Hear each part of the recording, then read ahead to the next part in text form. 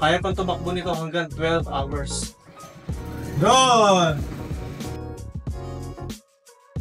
So ngayon magpapadala tayo ng ating pinakamaliliit na unit na generator, VK17, VK23i. Ito po yung ating open type na inverter, building, generator, dalawa po yan. Ito po ipapadala natin kay Sir Frank Bernard Randasa, dyan sa Antipolo. Ito naman po ipapadala natin kay Sir Mark Gallego, dyan sa Barangay Babulak, Silay City, Negros Occidental. At ito naman po VK168, inverter building generator, ay ipapadala naman natin kay Sir J. Balyon dyan sa Kawayan, Negros Occidental. At ito naman pong isang ito kay Sir Edwin Soleza dyan sa Binyan, Laguna. Ito nga pala mga ka-best buys lahat ay cash on delivery para iwas sa mga scammer mga ka-best buys. Kami naman po ng Bulacan, Mindoro, and Batangas na nagbebenta ng Philking products dito sa Pilipinas. Kung sino man po ang malalaman ninyo na nagbebenta ng generators without authority ng Best Buys Mindoro, hindi po sila totoong nagbebenta ng Philking generators. Posible po na sila ay mga scammers lang. Silipin po natin mga ka-Best Buys kung ano yung meron sa generator na ito. So ito po napakaliit lang ito 28 kilos lang yung kanyang gross capacity. Meron siyang isang 220 volts na output. Meron po siyang running indicator. Kapag po naka-green yan, ibig sabihin perfectly working siya. Ito po yung kanyang ignition switch, on and off. Nandito po sa taas yung kanyang spark plug mga ka-Best Buys. Napakadaling hanapin yan, no? Pagkabukas mo, expose ka agad. Ang kagandahan dito mga ka-Best Buys, yung kanyang tangke ay plastic na. Kaya naman, hindi siya kinakalawang. Silipin yung mga ka-Best Buys. O, di ba? 4 na litro ang laman ng tangke nito na kaya tumakbo hanggang 8 hanggang 10 oras. Kapag mababa lang yung inyong load, kaya pang tumakbo nito hanggang 12 hours. Silipin nyo naman sa likod mga ka-Best Buys. So makikita natin dito yung kanyang muffler at saka yung kanyang choking mechanism. Nandito rin po yung kanyang air filter mga ka-Best Buys ha. Ito po mga ka-Best Buys, kung kumpara natin dito, mas maliit siya. Pero mas solid naman ito. Ito kasi ay isang conventional generator kung saan kanyang alternator ay pure copper pack. Ito naman po ang alternator nito. Meron pa rin siyang rotor pero mas maliit na yung kanyang copper and yung nagdadrive naman sa kanya is inverter. Ito po ay 28 kilos. Ito naman po ay 20. Mga ka-Best Buys, silipin pa natin kung ano yung meron dito sa generator na to. Dito po sa harap makikita natin yung kanyang oil inlet kung saan 0.4 liter or 400 ml lang yung kanyang laman na langis. Ang change of schedule natin dito mga Best Buys ay first 20 hours change oil or 50 hours and then every 100 hours. I-test natin ito mga Best Buys para makita nyo kung paano start. I-on natin mga Best Buys. Tapos i-choke natin. Ayan. Mamaya ibabalik natin yan kapag may idle na siya. Hilahin natin.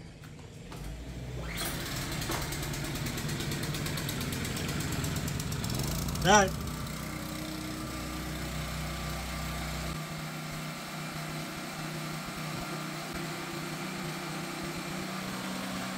Patayin naman natin mga ka-Best Buys. Ayan. So ulitin natin ha. On. Choke. And hila. Tingnan nyo mga ka-Best Buys kung gano'n ang buhayin ko. Ito man mga ka-Best Buys, yung ating TK23i, ipapadala natin to sa Silay City, Negros Occidental. Silipin yung mga ka-Best Buys kung anong meron sa ating generator. So ito yung kanyang cup, dito natin lalagay yung gasolina. Meron siyang on and off switch dito sa taas. Dito naman po sa harap, makikita natin yung kanyang choke, full choke, half choke, and unchoke.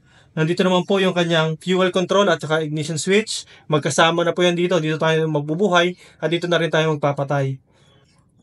Ito po yung kanyang 3-in-1 digital gauge. Nandiyan po yung volt, hertz, and timer.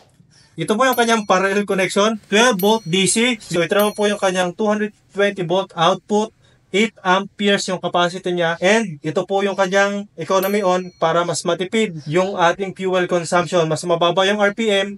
Ibig sabihin, mas mababa ang fuel consumption. Kaya dyan, tatlong indicator light. Yung low oil natin, yung overload, at saka output. Dito makikita natin mga ka-Best Buys kung ano yung nangyayari sa ating generator bukod dito sa kanyang IntelliGauge. Kapag bumababa yung langis natin, next naman po is yung ating overloading. Kapag po sobra sa 2,000 watts yung ating running power, nag-overloading signal po yan, nagpupula yan. Or, isang indicator din po ito, nasira na yung ating inverter o nagkaroon ng problema yung ating inverter.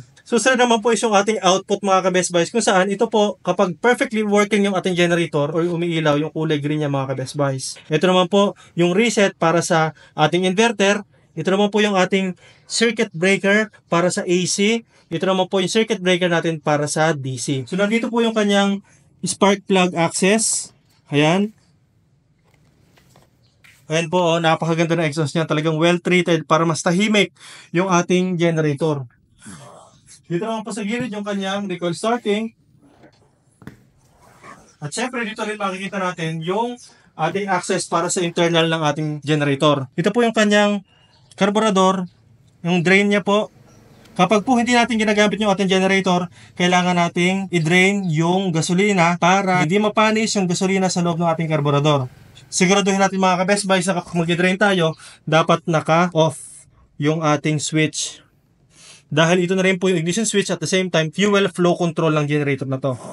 Ito po yung kanyang inverter mga ka-best buys, ang kanyang air filter, engine itself. Tapos ito po yung ating oil inlet. Diyan na rin po tayo mag-change oil at magre-refill ng langis. So yan nga po yung kanyang oil mga ka-best buys, 10W30.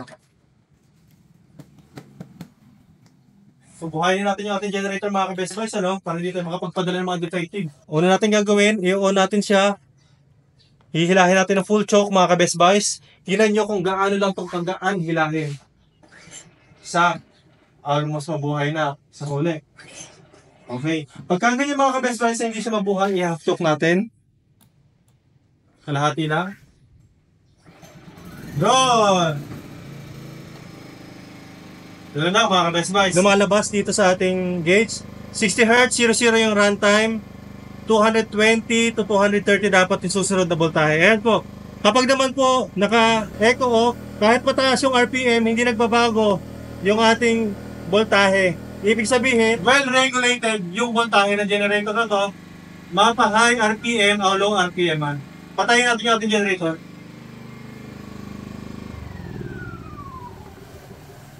Hindi naman magpapatalo yung ating PK160A. Ito po yung ating inverter welding generator. Meron po siyang AC power na 1000 watts at 160 amperes na welding capability. Napakaganda ng framing, napakasimple, basic generator, pero napakatindi naman ang performance ito. Meron siyang on and off switch dito, yung kanyang mode para sa volt, frequency, and time. Nandito rin yan. Ito po, AC lahat ito. Yung dalawa na to, yung control na to.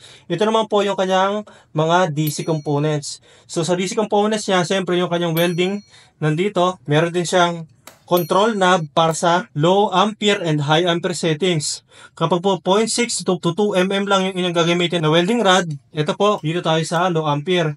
Kapag naman po gagamit tayo ng mga Super C2 or yung mga 2.5 to 3.5 mm na welding rod, dito po tayo sa kabilang side. So yung ating generator na ito mga ka-best buys ay may 210cc gasoline engine with 7.5 HP. Kaya naman, hindi siya ganon katakaw sa gasolina.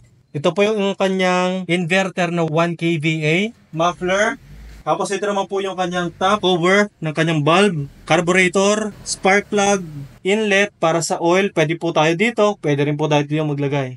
Dito naman po yung kanyang drain para sa change oil. So itest natin muna yung ating generator bago natin ipadala, no? How to start this generator mga ka-best buy. Siyempre, lagyan natin ng langis at gasolina. Simulan po natin dito sa kanyang ignition switch on. And then, pag una po, i-choke natin. Hihilahin po yung recoil starter.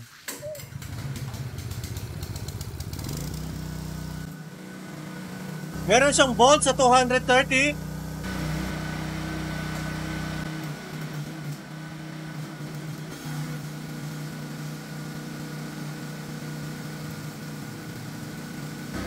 Low ampere yun mga ka-best buys ha, manipis lang. So gamitin naman natin ng high ampere.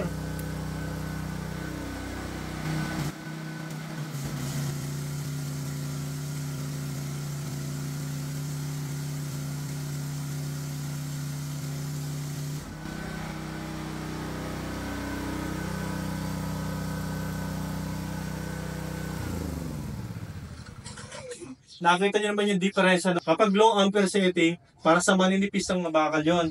And kapag naman high ampere setting, yung mga kapal na channel bars na kailangan dyan, at saka yung mga I-beams. Dito naman tayo sa unit ni Sir Edwin Solesa. Okay, papadala naman natin sa Binyan, Laguna. I-test natin yung kanyang records.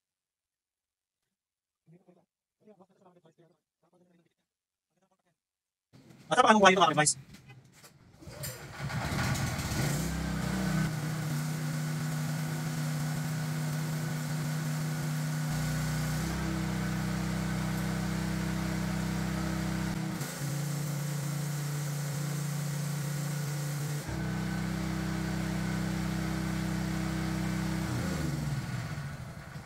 Maraming salamat sa inyo mga ka-Best Buy, sa ating mga kliyente na nag-avail ng ating generators dito sa Best Buy Mindoro. Para sa inyong mga orders, comments, and suggestions, maaari kayong mag-text at tumawag sa aming cellphone number na mag-flash dyan sa inyong screen. Bisitahin ang aming Facebook, YouTube, and TikTok for more videos. Maraming salamat mga ka-Best Buys. Mag-iingat po tayo palagi. God bless po.